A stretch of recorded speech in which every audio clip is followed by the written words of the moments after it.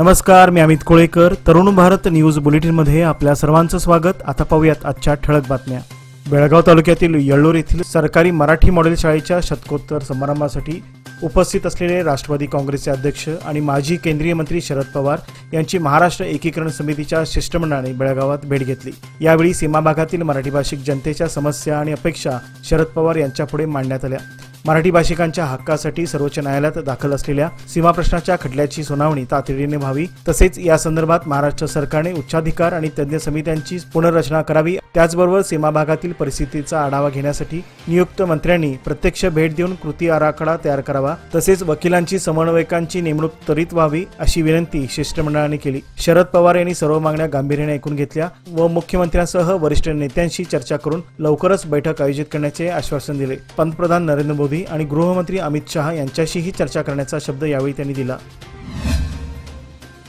स्वातंत्र्यपूर्व काळापासून शिक्षणाचा दीप तेवत ठेवणाऱ्या येळ्ळूर गावचे कौतुक करताना राष्ट्रवादी काँग्रेसचे अध्यक्ष आणि माजी केंद्रीय मंत्री शरद पवार यांनी येळ्ळूर ही लढवयांची भूमी असल्याचे गौरवोद्गार काढले.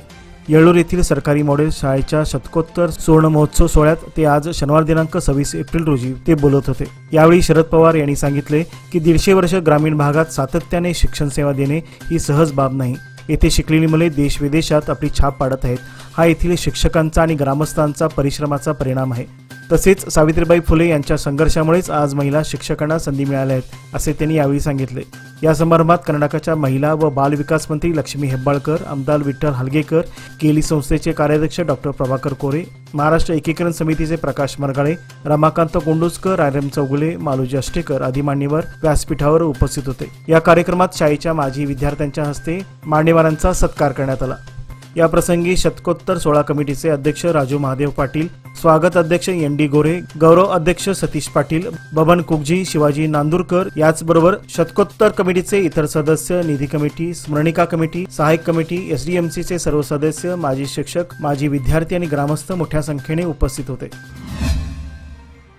महाराष्ट्राचे ज्येष्ठ नेते व माजी केंद्रीय मंत्री शरद पवार यांनी बेळगावमध्ये राष्ट्रवादी काँग्रेस अभियंता सेलचे प्रदेशाध्यक्ष अमित देसाई यांच्या घरी सदिच्छा भेट दिली. या भेटीदरम्यान महाराष्ट्र एकीकरण युवा समितीचे अध्यक्ष अंकुश केसरकर आणि समितीच्या पदाधिकाऱ्यांनी शरद पवार यांची भेट घेतली आणि युवा समितीने संकलित केलेले संयुक्त महाराष्ट्र चळवळ आणि सीमा प्रश्न हे पुस्तक त्यांना भेटी दाखल दिले. यावेळी सीमा प्रश्न आणि संबंधित विविध विषयावर सविस्तर चर्चा करण्यात आली. एका रिअल इस्टेट व्यावसायिकाच्या घरात भर दुपारी घुसलेल्या एका सशस्त्र टोळीने दहशत माजवली. 4 ते 5 जणांचा समावेश असलेल्या सशस्त्र टोळीने आपल्या घरात प्रवेश करून पत्नी, मुलगी व आपल्यावर पिस्तूल रोखल्याचे फिर्यादीत मैनुद्दीन पठाण यांनी म्हटले आहे. मात्र ही सशस्त्र टोळी नेमक्या कोणत्या कारणासाठी मैनुद्दीन यांच्या घरात घुसली याचा शोध घेण्यात येत आहे. सदर घटना काल शुक्रवार दिनांक 25 एप्रिल रोजी दुपारी 1:30च्या सुमारास बुडा कार्यालयाजवळील असद खान सोसायटी येथे घडली. यावेळी पठाण यांच्या कुटुंबियांना बाथरूममध्ये कोंडण्यात आले होते. बाथरूमच्या खिडक्यांच्या काचा खाली टाकून त्यांनी मदतीसाठी आरडाओरडा केल्यानंतर परिसरातील नागरिक त्यांच्या मदतीला धावून आले. घटनेची माहिती समजताच गुन्हे तपास विभागाचे एसीपी सदाशिव कट्टीमणी, वाहतूक विभागाचे एसीपी ज्योतिपा निकम, माळ मारुतीचे पोलीस निरीक्षक जे.एम. कालीमिर्ची व इतर अधिकारी घटनास्थळी दाखल झाले. परिसरातील सीसीटीव्ही फुटेज ताब्यात घेऊन गुन्हेगारांचा शोध घेण्यात येत आहे. यासंबंधी वरिष्ठ पोलीस अधिकाऱ्यांशी संपर्क साधला असता सीसीटीव्ही फुटेजवरून सशस्त्र टोळीतील गुन्हेगारांचा शोध घेण्यात येत असल्याचे पोलिसांनी सांगितले.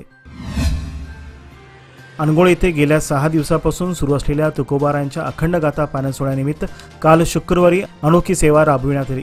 दरम्यान चव्हाड गल्लीतील माऊलींनी एकत्र येत प्रत्येक घरातून भाकऱ्या तयार करून घेतल्या आणि त्या सर्व एकत्र जमा करून पारायण सोहळ्यासाठी अन्नछत्रात अर्पण केल्या. यामुळे पारायणाला येणाऱ्या प्रत्येक भक्तांसाठी प्रसाद रूपाने भाकरीची सोय करण्यात आली होती.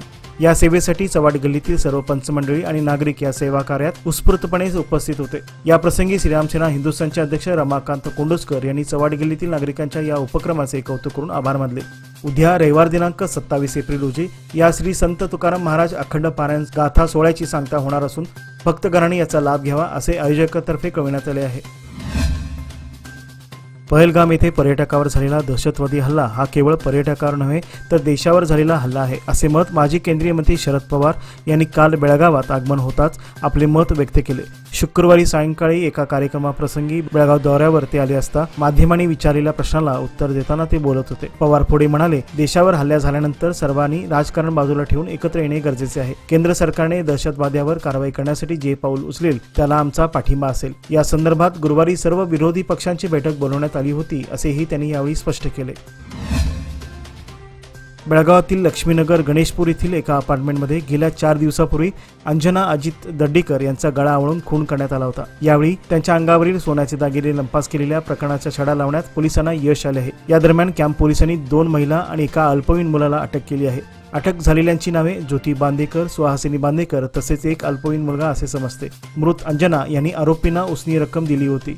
अंजना यांनी आरोपींच्याकडे दिलेल्या पैशाची मागणी केली असता त्रासलेल्या आरोपींनी अंजना यांचा खून करून त्यांच्या अंगावरील दागिने चोरून पोबारा केला. चौकशीअंती पोलिसांनी 1,70,000 रुपये किमतीचे दागिने आणि गुन्ह्यात वापरलेली मोटारसायकल जप्त केली आहे. कॅम्प पोलीस निरीक्षक अल्ताफ मुल्ला यांच्या नेतृत्वाखालील पथकाने जलद कारवाई करत आरोपींना अटक केली आहे.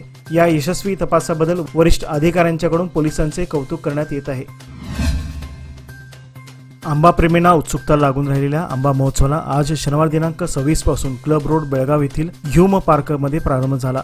3 दिवसीय या आंबा महोत्सवात नागरिकांना एकाच छताखाली विविध जातीच्या आंब्यांची चव चाखता येणार आहे. त्याचबरोबर यंदा प्रथमच मध उत्पादनाचे प्रदर्शन आणि विक्री सुद्धा होणार आहे. पालकमंत्री सतीश जारकिहोळी यांच्या हस्ते याचे उद्घाटन करण्यात आले. यावेळी अध्यक्ष म्हणून आमदार आसिफ सेठ हे उपस्थित होते.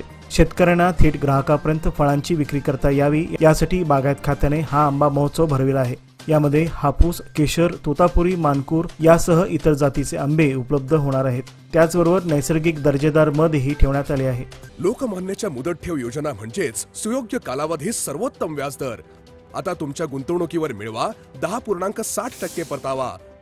अधिक माहितीसाठी आजच संपर्क करा 1800212405. लोकमान्य, प्रत्येक पावलावर तुमच्या सोबत. योजना फक्त सभासदांकरिता. नियम व अटी लागू.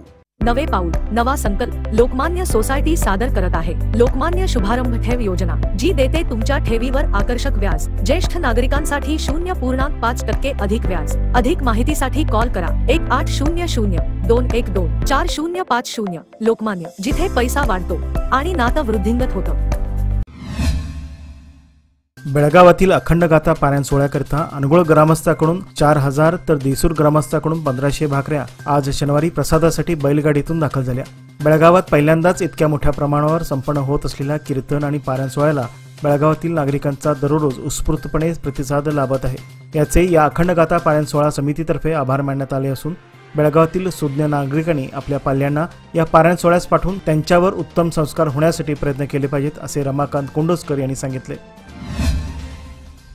लायन्स क्लब ऑफ बेळगाव आणि महावीर लिंब सेंटर हुबळी यांच्या संयुक्त विद्यमाने आज शनिवार दिनांक 26 एप्रिल 2025 रोजी institution of engineers hall Belgaum येथे 120 लाभार्थ्यांना कृत्रिम अवयव बसवण्यात आले. आजच्या या कार्यक्रमाचे अध्यक्ष लायन रवींद्र काकती हे होते. क्लब अध्यक्ष लायन दया शापूरकर यांनी क्लबच्या सामाजिक कार्याबद्दल माहिती दिली. या कार्यक्रमाचे प्रमुख पाहुणे म्हणून lions district governor lion Manoj Manek हे उपस्थित होते. यावेळी महावीर लिंब सेंटरच्या वतीने लायन रवींद्र काकती आणि लायन जयश्री काकती यांचा गौरव करण्यात आला. जय भारत फाउंडेशनचे विनायक भोसले यांनी खासगी क्षेत्राच्या सामाजिक योगदानावर भाष्य केले. या प्रसंगी अशोक आयन वर्क्सचे संचालक दयानंद कदम यांचा क्लबच्या वतीने सत्कार करण्यात आला. या उपक्रमासाठी एकंदर रुपये 3.2 लाखांचा खर्च आला आहे. यावेळी क्लबचे सदस्य, पदाधिकारी यांच्या उपस्थितीने तसेच विशेषतः लायन गीता कित्तूर यांच्या आभार प्रदर्शनाने कार्यक्रमाची सांगता झाली.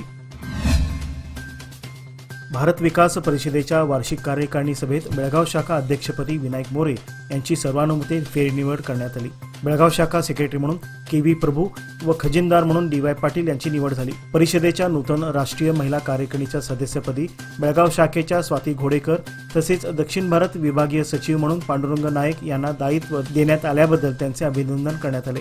भारत विकास परिषदेतर्फे प्रतिवर्षी अनेक सामाजिक, सांस्कृतिक, शैक्षणिक उपक्रम राबविले जातात. यामध्ये प्रामुख्याने विकलांग सहायता, आरोग्य तपासणी, ग्राम विकास, राष्ट्रीय समूह गायन स्पर्धा, प्रश्न मंजुषा स्पर्धा, गुरुवंदना, झाडे लावा झाडे जगवा, स्वच्छता अभियान आदींचा यामध्ये समावेश आहे.